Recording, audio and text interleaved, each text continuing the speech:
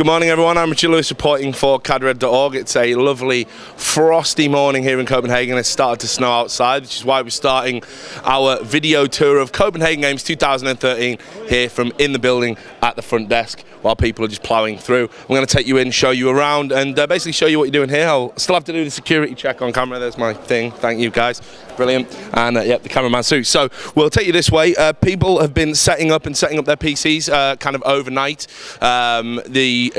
Well, qualifying tournament took place yesterday, and there's been a few other bits and pieces going on. So this is the first day where it actually gets interesting. But you can see over here, this is where we've got lots of different people. Everyone kind of mucks in with everyone else. So all the top teams and all the kind of amateur teams literally just pitch in and barrel in onto tables, get set up and start playing. And there's no real denomination of game. You can probably see some of the League of Legends tournament players coming in over here. But this is kind of literally just one big playing area here in the Halle, which has been the home of Copenhagen Games since it started in 2010.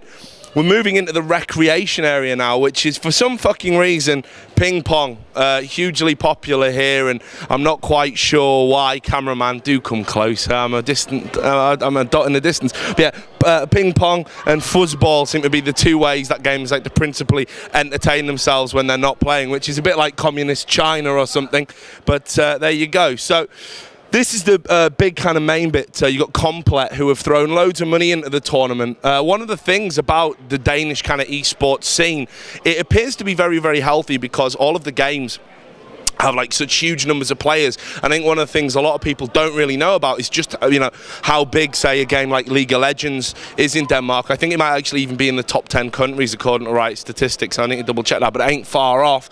And yeah, because of that, because Denmark's got a small population of like 5 million, it's really hard to get investors and it's really hard to get exhibitors at events like this. This is Lucan. How's it going? This is a former CSGO player who's now the manager of the Copenhagen Wolves League of Legends team. How are you doing? I'm fine. What about you? I'm having a lovely time doing a video tour. How's the stand been going? All good? Apparently I'm supposed to be in charge of it now. I don't know where the complete guys are, but excellent. I manage it. Yeah, congrats on the promotion. Thanks. So that's somebody that we know for a while. But yeah, as I was saying, Complet have thrown loads of money into the main tournament. They've got this main stand here, and basically we've had all of Copenhagen Wolves doing lots of promotional stuff over here. I've seen the LOL team who were here. We did an interview with them the other day. The Smite team is here, and again, the Smite scene growing daily, and Copenhagen Wolves, one of the organisations that are really supporting and pushing that over the top. And this is kind of an area where people can just come along, play some games. Spectators can come and watch. They can watch some TV over here and play some kind of Xbox and some racing games. And it's just kind of a chill out area. You can see that the Smite guys are going to be here as well. You've got the Smite banner here next to more fucking fuzzball for some reason. So this is the Complet area anyway, and they're doing great things for the Danish esports community. I think we saw Wicked from Evil Geniuses as well here, because obviously, yeah, the cameraman's nodding, because obviously he's a local guy, being Danish and all, so I think he's popped along just for the one. Now this is the important area. I don't know if I'm going to be able to get right round, but this is the bar. And unfortunately, they've had strict rules this time around that they can't serve beer until 12 o'clock, which is really upsetting for everybody. But that's what they're doing. If I just take you around here as well, I'll be able to show you the casters area. I mean, this is the main area where you can get some food as well, which is pretty awesome. The food here is really, really nice, actually. It's healthy. It's like sandwiches with salads in, and they do some other stuff. And they cook meals kind of once a day for everybody. But it's actually healthy and balanced and a lot more nutritious than the average LAN, where you just get lots of kind of horrible greasy burgers and chips. So it's actually, the food here is quite good. I know our cameraman Jeroen, who's about 7 foot tall, he likes to eat about 5 or 6 of those sandwiches a day. Now over here we have got the casting area, and what they've tried to do this time around is make the casting area a bit more spectator friendly, and they've actually set up some screens so people around here in the area where you can get a hot dog, get a beer, and actually kind of sit and watch the games. And I think the League of Legends streams over on there and the CSGO streams over on here. Now there's a game in progress here, so I'm not going to make too much noise. I'm just going to try and come round and distract them like a twat. So if you can just see here, you can see it's Risk and Warcloud clown just in the process of casting a game. And they've actually got a pretty cool casting area. There's the production desk as well with all the mixers and whatnot. So this is kind of taking you behind the veil. It's kind of like the Wizard of Oz shit. So right, let's go and have a look at the main stage.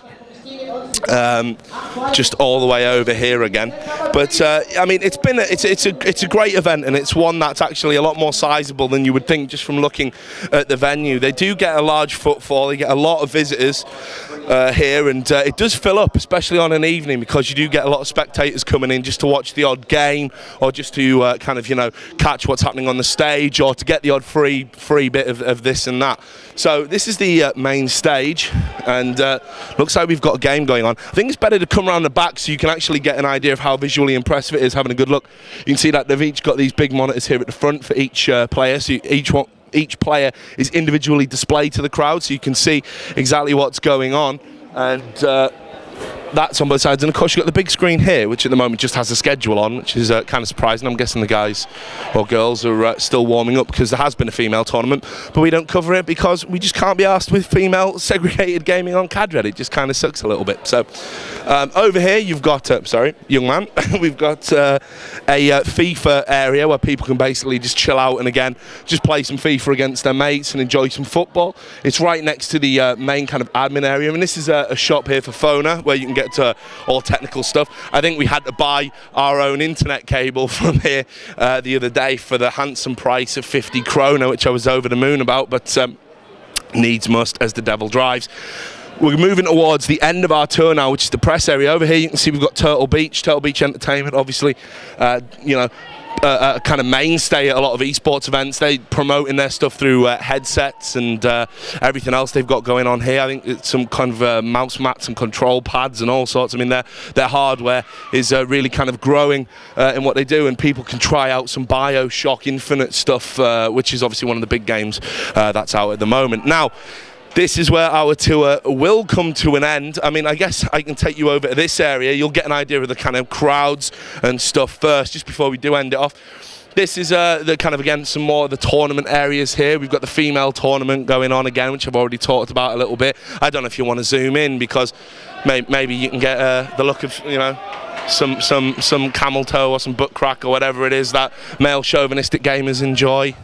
I mean, aren't we supposed to be entranced by these radiant beauties playing games? Isn't that what it is? Go on, Drew, do your thing. I expect a good zoom when I watch this back. Okay, great.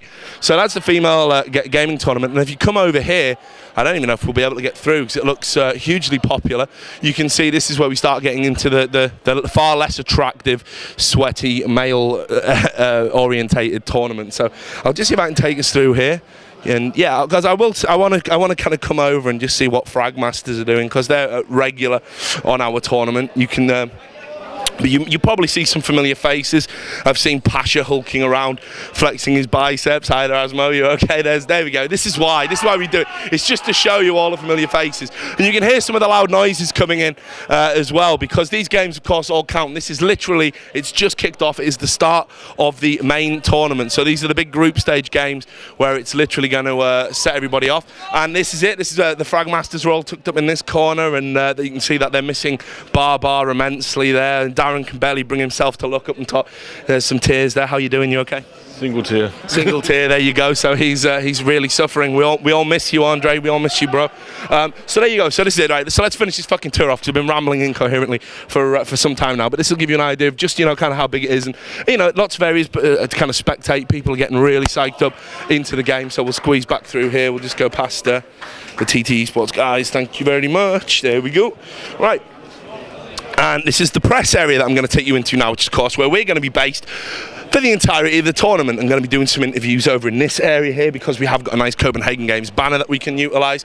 And this big tent, I'd like to say it was a heavy media thing, but it isn't. Of course, when we come to a Danish event, one of the things we have to put up with are the people from Gaming.dk. And you can see from this terrible presence here, they just pretty much come in, they dominate the press area, they make lots of demands to the admins and pretty much bully all the rest of the press.